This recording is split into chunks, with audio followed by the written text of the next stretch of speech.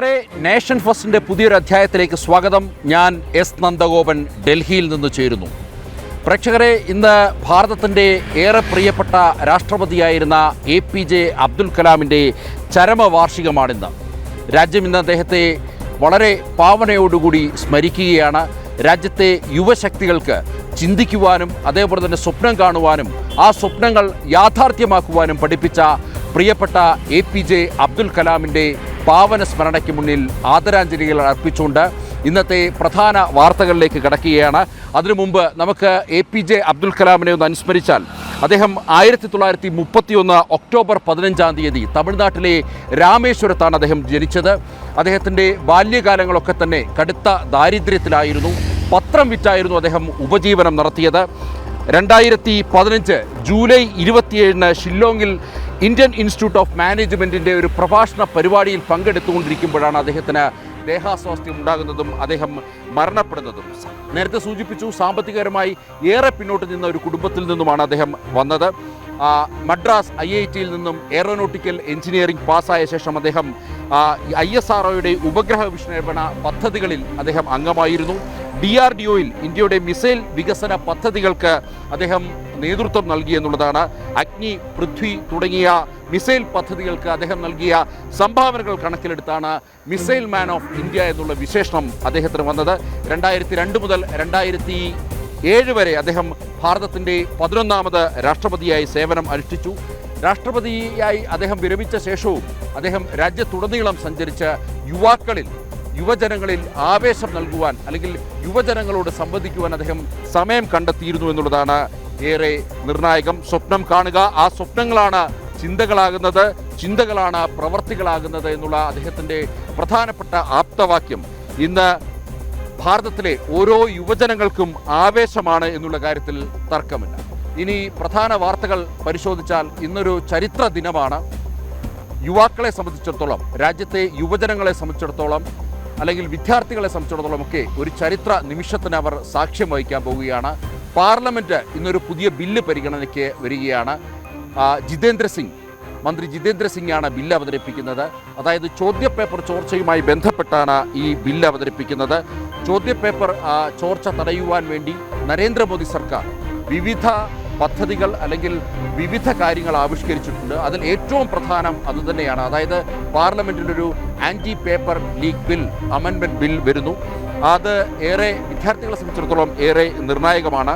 രാജ്യത്തെ ലക്ഷക്കണക്കിന് യുവാക്കളുടെ പ്രതീക്ഷകളും ഭാവിയും തകിടം മറിക്കുന്ന ഈ ചോദ്യപേപ്പർ ചോർച്ചയ്ക്ക് വിരാമമിടുക എന്നുള്ളതാണ് ഇതിൻ്റെ ഏറ്റവും പ്രധാനപ്പെട്ട ലക്ഷ്യം.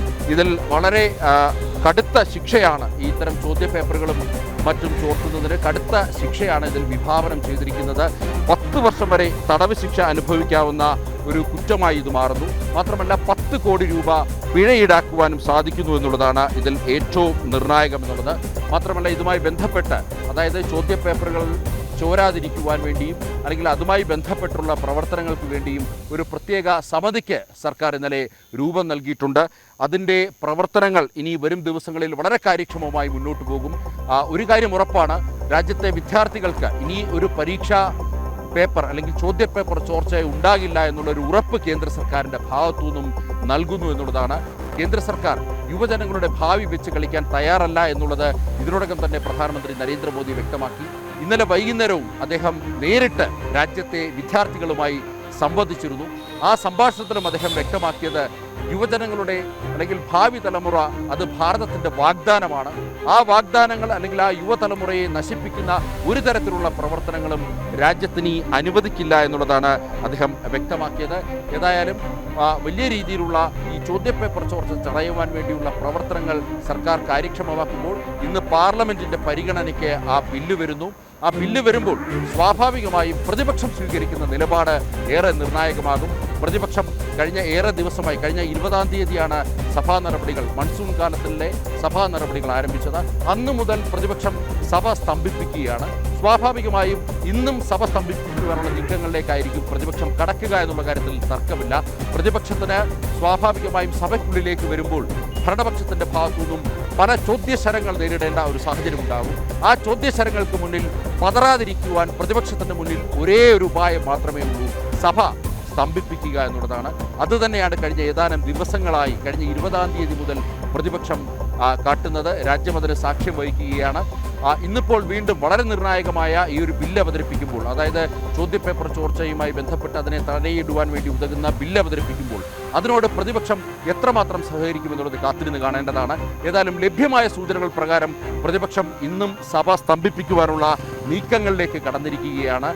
പ്രത്യേകിച്ച് ചില പ്രതിപക്ഷ എംപിമാർ ചില ഈ പേപ്പർ ലീക്കുമായി ബന്ധപ്പെട്ടും അല്ലാതെയുമൊക്കെ തന്നെ 0 അവറിലേക്ക് ചില ചോദ്യങ്ങൾ ചോദിച്ചുകൊണ്ട് ഇതിനോടകം തന്നെ, അതായത് സഭ നിർത്തിവെച്ച് ചർച്ച ചെയ്യണമെന്ന് ആവശ്യപ്പെട്ടുകൊണ്ട് 0 അവറിലേക്ക് ചില നോട്ടീസുകൾ നൽകിയിട്ടുണ്ട്. സ്വാഭാവികമായും കേന്ദ്ര സർക്കാർ അത് പരിഗണിക്കില്ല. സഭ സ്തംഭിപ്പിക്കുവാൻ തന്നെ ആയിരിക്കാം പ്രതിപക്ഷത്തിൻ്റെ നീക്കം എന്നുള്ള കാര്യത്തിൽ തർക്കമില്ല. ഏതായാലും രാജ്യത്തുടനീളം ഈ നീറ്റ് പേപ്പർ ചോദ്യപേപ്പർ ചോർച്ചയുമായി ബന്ധപ്പെട്ടുള്ള വിവാദങ്ങൾ ഒക്കെ തന്നെ നിലനിൽക്കുമ്പോൾ അതിനെതിരെ ശക്തമായി പ്രതിഷേധിച്ച പാർട്ടിയാണ് ആം ആദ്മി പാർട്ടി എന്നുള്ള കാര്യത്തിൽ തർക്കമില്ല. ആം ആദ്മി പാർട്ടി ജന്തർ മന്ദിറിലടക്കം വലിയ രാഷ്ട്രീയ നാടകങ്ങൾ ഒരുക്കിയിരുന്നു എന്നുള്ളതാണ്. വലിയ പ്രസ്താവനകൾ ആം ആദ്മി പാർട്ടിയുടെ നേതാക്കളുടെ ഭാഗത്തുനിന്നും ഈ പേപ്പർ ചോർച്ചയുമായി ബന്ധപ്പെട്ട് ഉയർന്നിരുന്നു എന്നുള്ളതാണ്. എന്നാൽ അതിലൊന്നും തെല്ലും ആത്മാർത്ഥതയില്ല എന്നുള്ളതാണ് മനസ്സിലാക്കേണ്ടിയിരിക്കുന്നത്. അതായത് പഞ്ചാബ് ഭരിക്കുന്നത് ആം ആദ്മി പാർട്ടിയാണ്. അവിടെ ഈ പഞ്ചാബിലെ ഫാർമസി പരീക്ഷ ചോദ്യപേപ്പർ ചോർന്നിരിക്കുകയാണ്. ഭഗവന്ത് മാൻ സർക്കാരിനെതിരെ വലിയ രീതിയിലുള്ള പ്രതിഷേധമാണ് ഉയരുന്നത്. അതേസമയം സർക്കാർ വ്യക്തമാക്കുന്നത് കഴിഞ്ഞ 5 വർഷത്തിനിടെ ഒരു തരത്തിലും ചോദ്യപേപ്പറുകൾ ചോർന്നിട്ടില്ല എന്നുള്ളതാണ്. ആ അവകാശവാദങ്ങൾ പച്ചക്കള്ളമാണ് എന്നുള്ളതാണ് വിദ്യാർത്ഥികൾ അഭിപ്രായപ്പെടുന്നത്. പഞ്ചാബിലെ ചില വിദ്യാർത്ഥികളുടെ വാക്കുകൾ നമുക്ക് ശ്രമിക്കാം.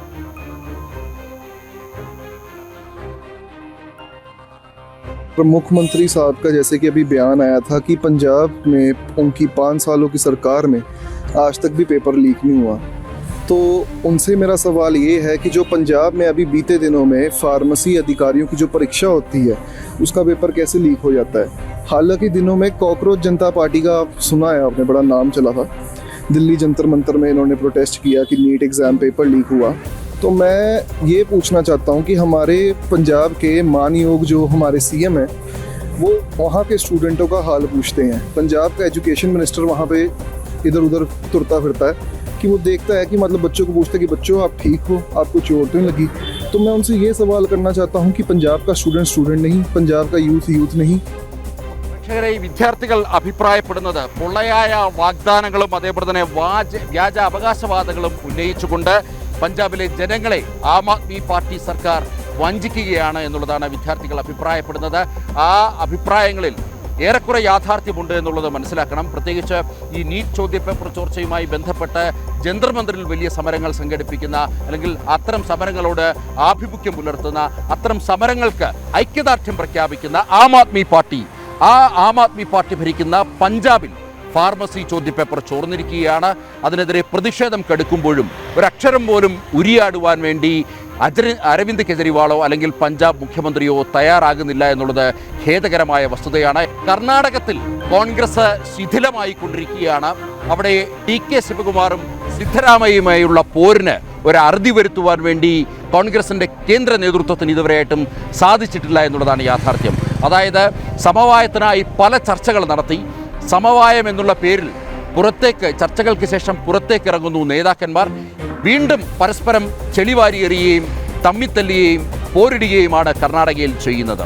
കർണാടകയിൽ ഇപ്പോൾ ഇത്തരമൊരു അന്തരീക്ഷത്തിൽ തൻ്റെ പാർലമെൻ്ററി ജീവിതം അവസാനിപ്പിക്കുകയാണ് എന്നുള്ളതാണ് സിദ്ധരാമയ്യ വെളിപ്പെടുത്തിയത്. മാണ്ഡ്യയിൽ നടന്ന ഒരു പൊതുപരിപാടിയിലായിരുന്നു അദ്ദേഹത്തിൻ്റെ വെളിപ്പെടുത്തലുണ്ടായത്. 2028 ഇനി കർണാടകത്തിൽ നിയമസഭാ തെരഞ്ഞെടുപ്പ് വരാൻ പോകുന്നത്. ആ നിയമസഭാ തെരഞ്ഞെടുപ്പിൽ താൻ മത്സരിക്കുന്നില്ല എന്നുള്ളതാണ് അദ്ദേഹം വ്യക്തമാക്കിയിരിക്കുന്നത്. മാത്രമല്ല രാഷ്ട്രീയം ഒരു മലീനസമായിക്കൊണ്ടിരിക്കുന്നു എന്നുള്ളതാണ് അദ്ദേഹം സൂചിപ്പിച്ചത്. സ്വാഭാവികമായും കോൺഗ്രസിൻ്റെ രാഷ്ട്രീയം മലീനസമാകുന്നു എന്നുള്ള കാര്യത്തിൽ തർക്കമില്ല. അതിൻ്റെ പല ഉദാഹരണങ്ങൾ കണ്ടിരുന്നു. ഇപ്പോൾ കർണാടകയിലും അതിൻ്റെ ഉദാഹരണങ്ങൾ നമ്മൾ കണ്ടുകൊണ്ടിരിക്കുകയാണ്. അതായത് ഒരർത്ഥത്തിലും ഈ വാക്പോരുകൾക്കും അതേപോലെ തന്നെ ഈ അധികാര വടംവലികൾക്കും ഒരു അറുതി വരുത്തുവാൻ വേണ്ടി കോൺഗ്രസിൻ്റെ നേതൃത്വത്തിന് സാധിച്ചിട്ടില്ല എന്നുള്ളതാണ്. 2.5 വർഷക്കാലം സിദ്ധരാമയ്യ മുഖ്യമന്ത്രിയാകും, 2.5 വർഷക്കാലം പിന്നീട് DK ശിവകുമാർ മുഖ്യമന്ത്രിയാകുമെന്നുള്ളതായിരുന്നു ആദ്യഘട്ടത്തിൽ, അതായത് തെരഞ്ഞെടുപ്പിന് ശേഷം ഫലം വന്നതിന് ശേഷം കോൺഗ്രസ് നേതൃത്വത്തിൻ്റെ മുന്നിൽ നടന്ന സമവായ ചർച്ചയിലൂടെ തെളിഞ്ഞ ഒരു വാക്യം, അല്ലെങ്കിൽ ആപ്തവാക്യം എന്ന് വേണം വിശേഷിപ്പിക്കാൻ. എന്നാൽ 2.5 വർഷം കഴിഞ്ഞിട്ടും സിദ്ധരാമയ്യ സ്ഥാനമൊഴിയാൻ തയ്യാറാകാത്തതോടുകൂടി DK ശിവകുമാറിന് വാളെടുക്കേണ്ട സ്ഥിതിയായിരുന്നു ഉണ്ടായിരുന്നത്. DK ശിവകുമാർ ശക്തമായി പ്രതിഷേധിച്ചു. താൻ ഇനി മുന്നോട്ട് ഈ കോൺഗ്രസിനൊപ്പം നിന്ന് വരണമെങ്കിൽ തനിക്ക് മുഖ്യമന്ത്രി സ്ഥാനം വേണം, അതിന് കോൺഗ്രസ് നേതൃത്വം നിർദ്ദേശിക്കണമെന്നായിരുന്നു DK ശിവകുമാർ ആവശ്യപ്പെട്ടത്. ഒടുവിൽ DK ശിവകുമാറിന്റെ തിട്ടൂരങ്ങൾക്ക് മുന്നിൽ കോൺഗ്രസ് നേതൃത്വത്തിന് മുട്ടുമടക്കേണ്ട സാഹചര്യം ഉണ്ടായിരുന്നു. സിദ്ധരാമയ്യയോട് സ്ഥാനമൊഴിയാൻ ആവശ്യപ്പെട്ടു. DK ശിവകുമാർ കർണാടകയുടെ മുഖ്യമന്ത്രിയായി ചുമതലയേറ്റു. എന്നാൽ അവിടെ എവിടെയും ഒരു അവസാനിക്കുന്നില്ല എന്നുള്ളതാണ്. ഈ DK ശിവകുമാറിന്റെ മന്ത്രിസഭയിലേക്ക് കൂടുതൽ തന്നെ അനുകൂലിക്കുന്നവർ, സിദ്ധരാമയ്യയെ അനുകൂലിക്കുന്നവരെ ഉൾപ്പെടുത്തണമെന്നുള്ള ആവശ്യം സിദ്ധരാമയ്യ മുന്നോട്ട് വെച്ചു. അതിന്മേലായിരുന്നു പിന്നെ ഏതാണ്ട് കഴിഞ്ഞ 2 ആഴ്ചയിൽ തുടർന്നുള്ള ചർച്ചകൾ നടന്നിരുന്നത്.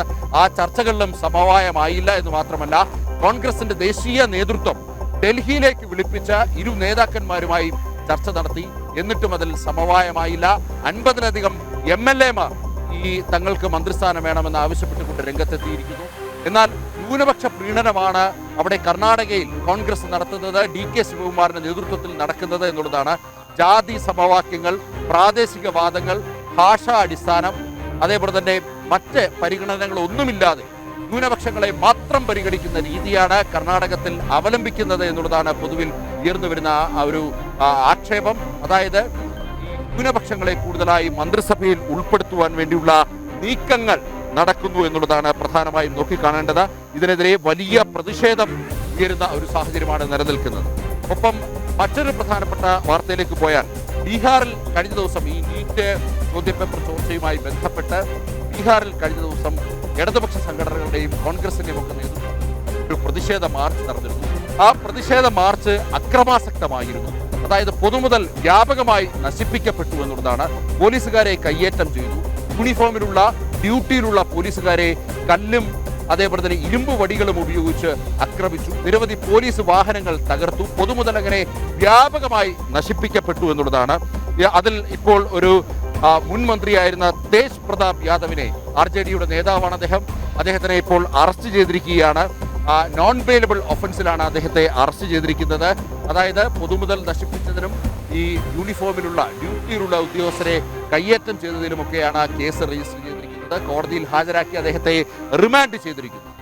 ഇനിയും ഒരു സങ്കടകരമായ വാർത്ത പ്രേക്ഷകരിലേക്ക് എത്തിക്കാറുണ്ട്. അസമിൽ പ്രളയക്കെടുതി അതിരൂക്ഷമായി തുടരുന്ന ഒരു സാഹചര്യമാണ്. ഇന്നും ഇപ്പോൾ അസമിൽ അതിശക്തമായ മഴ പെയ്യുമെന്നുള്ളതാണ് കേന്ദ്ര കാലാവസ്ഥാ നിരീക്ഷണ കേന്ദ്രം നൽകിയിരിക്കുന്ന മുന്നറിയിപ്പ്. സംസ്ഥാന ദുരന്ത നിവാരണ അതോറിറ്റി ഏറ്റവും ഒടുവിലായി പുറത്തിറക്കിയ ബുള്ളറ്റിൻ പ്രകാരം ഏതാണ്ട് 68 പേർ ഇതിനോടകം തന്നെ ഈ മഴക്കെടുതിയുമായി ബന്ധപ്പെട്ട് മരണമടഞ്ഞിട്ടുണ്ട്. സംസ്ഥാനത്തെ ഏതാണ്ട് 16 ജില്ലകളിൽ മഴക്കെടുതി അതിരൂക്ഷമായി തുടരുകയാണ്. ഗുവാഹട്ടിയിലടക്കം വെള്ളപ്പൊക്കത്തിനൊരു ശമനമുണ്ടായിട്ടില്ല. ജനങ്ങൾ ദുരിതത്തിലാണ്. ഏതാണ്ട് ലക്ഷക്കണക്കിന് ജനങ്ങളെയാണ് ഈ മഴക്കെടുതിയും അതേപോലെ തന്നെ പ്രളയക്കെടുതിയും ഒക്കെ തന്നെ ബാധിച്ചിരിക്കുന്നത്. ദുരിതാശ്വാസ ക്യാമ്പുകളിൽ ഏതാണ്ട് 4 ലക്ഷത്തിലധികം ആൾക്കാരാണ് കഴിയുന്നത്. നമുക്കറിയാം, അസമിൽ നിരന്തരം ഈ മഴക്കാലത്ത് ഇത്തരത്തിൽ ഈ മഴക്കെടുതികൾ ഉണ്ടാകുന്നു എന്നുള്ളതാണ്. ആ മഴക്കെടുതി അതിരൂക്ഷമായി തുടരുന്ന ഒരു സാഹചര്യമാണ് ഇപ്പോൾ അസമിലുള്ളത്. അസം മുഖ്യമന്ത്രി ഹിമന്ത ബിശ്വ ശർമ്മയുടെ നേതൃത്വത്തിൽ വളരെ കാര്യമായിട്ടുള്ള പ്രവർത്തനങ്ങൾ ഇതിന്മേൽ നടക്കുന്നുണ്ട്. മുൻകാലങ്ങളെ അപേക്ഷിച്ച് നോക്കുമ്പോൾ ഇപ്പോൾ മഴക്കെടുതികൾ അസമിൽ പൊതുവെ കുറവാണ്. പാലങ്ങൾ, അതേപോലെ തന്നെ തോടുകൾ, കനാലുകളൊക്കെ തന്നെ പണിത് ഈ വെള്ളം ഒഴുക്കി വിടുവാനും അതേപോലെ തന്നെ ജനങ്ങളെ സുരക്ഷിത സ്ഥാനത്തേക്ക് മാറ്റുവാനുമുള്ള നടപടികൾ അസമിൽ ഭരിക്കുന്ന BJP സർക്കാർ കൈക്കൊണ്ടിട്ടുണ്ട്. എങ്കിലും അസമിൻ്റെ ദുഃഖം ബ്രഹ്മപുത്ര, അതേപോലെ തന്നെ ബ്രഹ്മപുത്രയുടെ കൈവഴികളൊക്കെ തന്നെ കരകവിഞ്ഞൊഴുകുകയാണ്. അതുകൊണ്ട് തന്നെ 16 ജില്ലയിൽ ഈ മഴക്കെടുതി അതിരൂക്ഷമായി തുടരുകയാണ്. പ്രിയപ്പെട്ട പ്രേക്ഷകരെ, സനാതനധർമ്മത്തിൻ്റെ ശംഖുലികൾ മുഴങ്ങുകയാണ്. ഈ സനാതനധർമ്മത്തിൻ്റെയും പാരമ്പര്യത്തിൻ്റെയും നേർക്കാഴ്ചകൾ നമുക്ക് ഗോവയിൽ കാണാൻ കഴിയുന്നു. ഗോവയിൽ ചികൽ കാലോ മഹോത്സവം നടക്കുകയാണ്. കൃഷ്ണഭക്തിയുടെ മറ്റൊരു തലമാണ് ഈ ചികൽ കാലോ മഹോത്സവം. അതായത് കൃഷ്ണലീലകൾ, ബാലലീലകൾ അനുസ്മരിക്കുകയാണ് ഇതിലൂടെ. കൃഷ്ണൻ മണ്ണിൽ കളിച്ചതും ചെളിയിൽ കളിച്ചതുമൊക്കെ അനുസ്മരിപ്പിക്കുന്ന ഒരു ഉത്സവമാണ്. സനാതനധർമ്മത്തിൻ്റെ മറ്റൊരു സവിശേഷതയാണ്, മറ്റൊരു വൈവിധ്യമാണ് ഇതിലൂടെ നമുക്ക് മനസ്സിലാക്കാൻ കഴിയുന്നത്. അങ്ങനെ ഈ മണ്ണിൻ്റെ മണമുള്ള സനാതന സംസ്കാരം ചികൽക്കാലോ മഹോത്സവത്തിലൂടെ ഒഴുകിയെത്തുകയാണ്. ജനങ്ങൾ ഗോവയിൽ ആ ഒരു ഉത്സവം ആഘോഷിക്കുകയാണ്, ചികൽക്കാലോ ഉത്സവം. അത് വലിയ രീതിയിൽ ആഘോഷിക്കപ്പെടുന്നു എന്നുള്ളതാണ്. ഇതിനോടൊപ്പം തന്നെ ഗോവൻ മന്ത്രിമാരൊക്കെ തന്നെ ഈ ഉത്സവത്തിൻ്റെ ഭാഗമായി അവിടെ പങ്കെടുത്തിട്ടുണ്ട്. ഏതായാലും ഒരു വലിയ മഹോത്സവം സനാതനധർമ്മത്തിൻ്റെ ഭാഗമായി തന്നെ ഗോവയിൽ ആഘോഷിക്കപ്പെടുകയാണ്. മറ്റൊരു വാർത്ത നോക്കിയാൽ പ്രധാനമന്ത്രി നരേന്ദ്രമോദിയെയും അതേപോലെ തന്നെ ഉത്തർപ്രദേശ് മുഖ്യമന്ത്രി യോഗി ആദിത്യനാഥിനെയും അപമാനിച്ച കേസിൽ ഒരു ഭീകരവാദി അല്ലെങ്കിൽ ഒരു മതതീവ്രവാദി അറസ്റ്റിലായിരിക്കുകയാണ്. മുഖ്യമന്ത്രിയുടെയും അതേപോലെ തന്നെ പ്രധാനമന്ത്രിയുടെയും മാതാക്കളെ അധിക്ഷേപിച്ച പരാമർശം നടത്തിയ മുഹമ്മദ് ഉസ്മാനാണ് പിടിയിലായത്. വളരെ അധിക്ഷേപകരമായ വാക്കുകളായിരുന്നു പ്രധാനമന്ത്രി നരേന്ദ്രമോദിയുടെ അമ്മയെപ്പറ്റിയും യോഗി ആദിത്യനാഥിൻ്റെ മാതാവിനെ പറ്റിയുമൊക്കെ തന്നെ ഈ മുഹമ്മദ് ഉസ്മാൻ ഉന്നയിച്ചത്. ഇതിലാണിപ്പോൾ സർക്കാർ ശക്തമായ ഉത്തർപ്രദേശ് മുഖ്യമന്ത്രിയുടെ നേതൃത്വത്തിൽ ശക്തമായ നടപടിയെടുത്തിരിക്കുകയാണ്. ഇയാളെ അറസ്റ്റ് ചെയ്ത് ഇപ്പോൾ ജയിലിലടച്ചിരിക്കുകയാണ്. ഇനി മറ്റ് ചില പ്രധാനപ്പെട്ട വാർത്തകളുള്ളത് കായിക രംഗത്ത് നിന്നാണ്. കായിക രംഗത്ത് ലോകരാജ്യങ്ങൾക്ക് മുന്നിൽ ഭാരതം പടപൊരുതിക്കൊണ്ടിരിക്കുകയാണ്. ഭാരതത്തിന് അഭിമാനകരമായ ഒട്ടനവധി നേട്ടങ്ങൾ ഇതിനോടകം തന്നെ നമുക്ക് ലഭ്യമായിട്ടുണ്ട്. ഈ ഗ്ലാസ്ഗോയിൽ ഭാരതത്തിൻ്റെ ആദ്യ മെഡൽ ജാന്തു കുമാർ സമ്മാനിച്ചിരിക്കുകയാണ്. അദ്ദേഹം തിരിച്ചെത്തിയിരിക്കുന്നു. പവർ ലിഫ്റ്റിങ്ങിലാണ് വെങ്കലം നേടിയത്. രാജ്യത്തിൻ്റെ അഭിമാനമായി മാറിയ ആ താരത്തിൻ്റെ വാക്കുകൾ നമുക്ക് ശ്രമിക്കാം. आज तो बहुत अच्छा दिन है, बहुत बहुत धन्यवाद। तो आज हमें इतना प्यार मिल रहा है, बहुत अच्छा लग रहा है।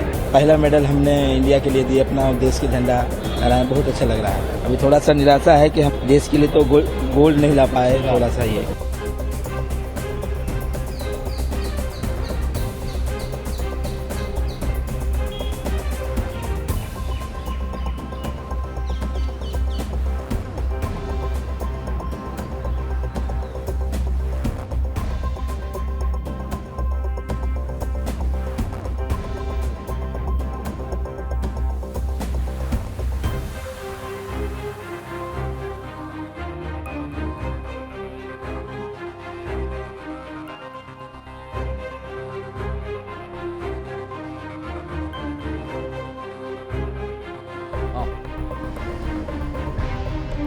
വീണ്ടും ഗ്ലാസ്ഗോയിലെ കോമൺവെൽത്ത് ഗെയിംസിൽ ഭാരതത്തിന് അഭിമാന നേട്ടമുണ്ടായിരിക്കുകയാണ്.